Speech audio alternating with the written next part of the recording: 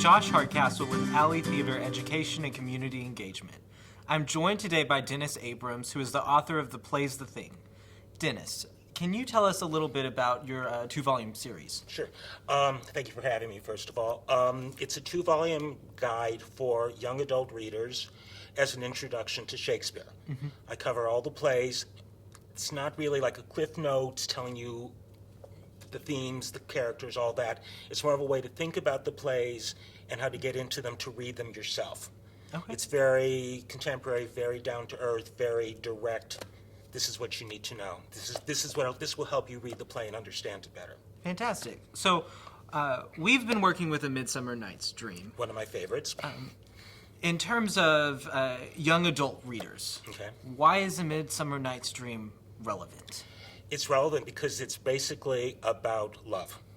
Okay. Largely. I mean, all the characters fall in love, fall out of love, fall back into love. Mm-hmm. And it's about how falling in love is a very mysterious thing, mm-hmm. how falling in love is magical, yet at the same time very painful, mm-hmm. how love is totally, also what Shakespeare seems to say is that love is totally random.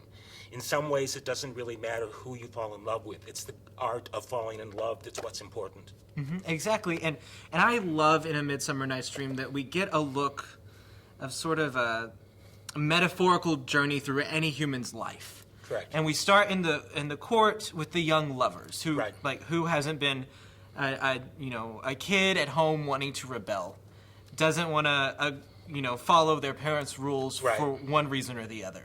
And then we head off to the forest, and that's where you change. You grow up, you experience things you don't experience at home or in the court, mm-hmm.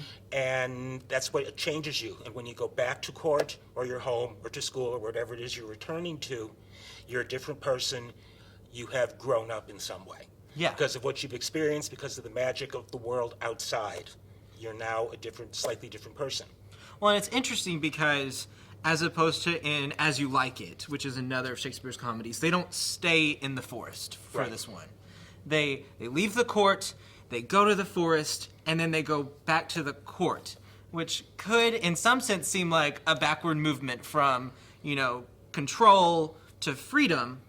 But what do you think Shakespeare's saying it with is that? Basically when they all go out into the forest, everything is resolved, and they can go back to be in love with the lovers they mm-hmm. want to be with. They can marry.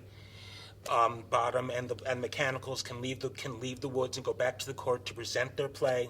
Mm-hmm. Everyone has learned what they need to learn to move on with their lives. Yeah, and we see so the young lovers rebel because they don't want to follow the patriarchy's rigid Correct, rules, right. but they go to the forest and it's completely chaotic.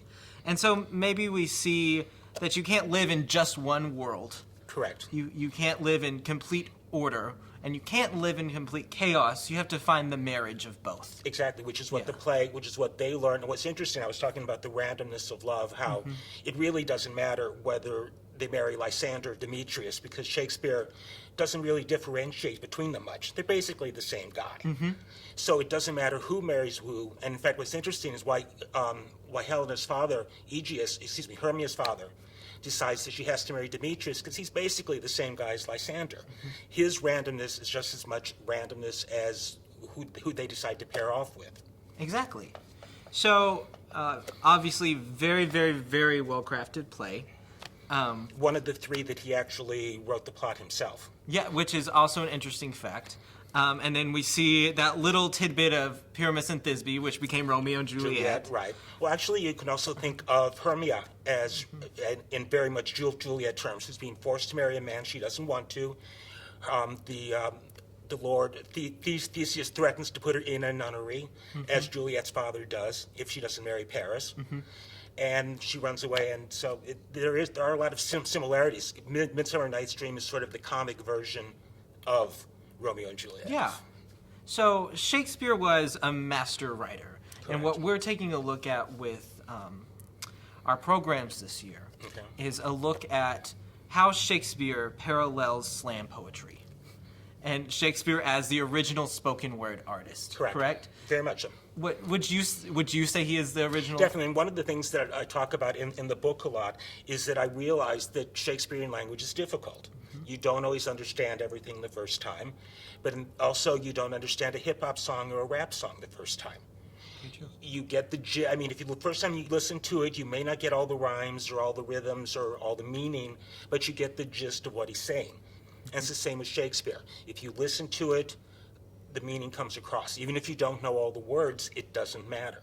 The same thing when you're listening to it, when you're listening to the play. It can take a few minutes to transition into hearing Shakespearean talk, but you will get there. I mean, even the director of the Royal Shakespeare Company said in an interview a few weeks ago that it takes him 2 or 3 minutes of watching the play to get into the language, to get into the rhythms. So if it takes him that, don't worry about it if it takes you a few minutes as well. Exactly, yeah. And you said you had something that you wanted to read. A couple things I want to mention. One of the things that's interesting about the play is that in terms of language, is that all of the characters speak in a different form. The royal couple, for example, speak in what people think of as Shakespearean language, in blank verse. The lovers, the 14 speak in what's called stipsimothea, which is basically they rhyme back and forth to each other. They're able to talk to each other, they know each other well enough that they can converse back and forth and rhyme. The lower classes, Bottom and Peter Quince and the others, they all speak in prose. And the fairies speak in a language of their own, a sort of a sing-song meter, very much like children's verse. Okay, so you're saying that he's able to differentiate the groups of characters strictly by language and form. And as a master of language, he worked with the iambic pentameter for the leaders of the world, the stichomythia for the young lovers who were chaotic. Correct, chaotic, but able to communicate with each other because they can complete each other's rhymes. And then the prose for the more laymen of the play. Right. Okay, great. Cool. And did you have one more thing? Yeah, one more thing, just to show how Shakespeare in his language uses his words and to tell you how to listen to it and to tell the actor how to read it. For example, in one of the most famous speeches, it is Oberon's, and he's talking to Puck. And he says, "I know a bank where the wild thyme blows, where ox lips and the nodding violet grows." You have to pause at ox lips because there's no other way. It's a rare word. It's not a common word.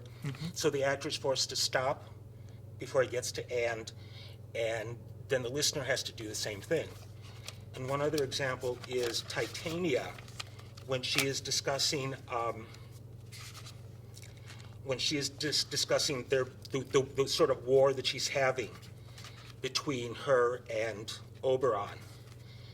And she gives a long speech, and it's gorgeous, and there's a lot of long words and long lines. But then she concludes it with, "And for her sake do I rear up her boy, and for her sake I will not part with him." One-syllable words, one at a time, that force the actor to pause and emphasize them, and it also forced the listener to do the same thing. So really, he was a master of playing with how language is worked with. Correct. And he's able to individualize his characters through his use of language for them.